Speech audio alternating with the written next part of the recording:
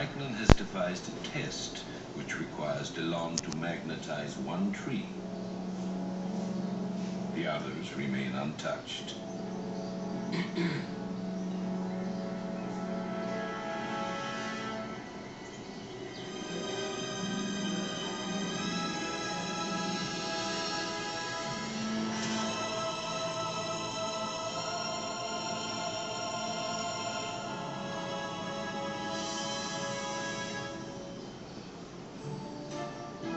A boy chosen by DeLong must identify the correct tree solely by feeling the force.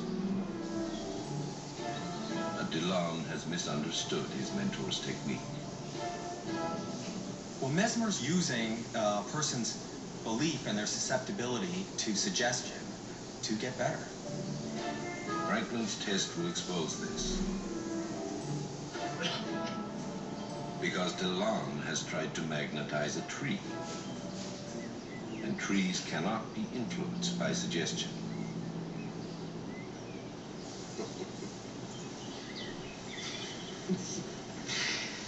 There is a certain poetry in the extravagances of your master.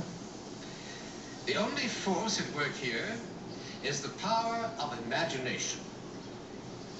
But, sir, if treatment by the use of the imagination is the best treatment, why do we not make use of it?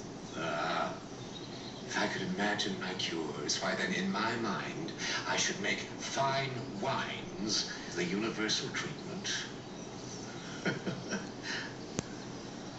Imagination rarely tallies with reality. You may tell Dr. Mesmer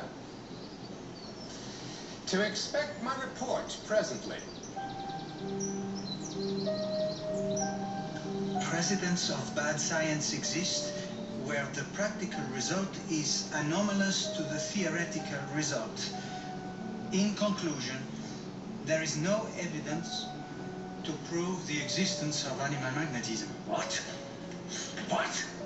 In that case, Mr. Benjamin Franklin, how did I cure so many people? Mesmer's question is a valid one, because Franklin's test has not accounted for the power of the mind to heal. Mesmer was treating some patients who had illnesses that no one else seemed to be able to help. And they got better. Why is that? Franklin's test proved that animal magnetism only worked through the power of suggestion. But that doesn't mean Mesmer couldn't help those who believed in him. Mesmer's explanation might have been nonsense, but it was probably depending on a combination of hypnotism and the placebo effect, both of which are medically recognized. Years later, you had Freud, for example, who took up this question of, well, wait a minute, why did these patients get better? And that's when we start seeing theories of the mind and an understanding that the mind and body are actually much more intimately connected than had been previously known. So to discount him entirely is unfortunate.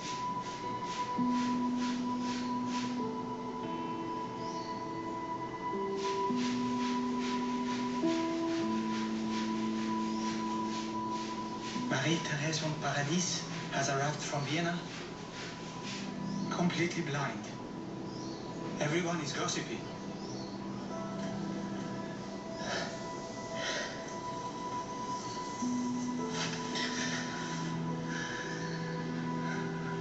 I am finished.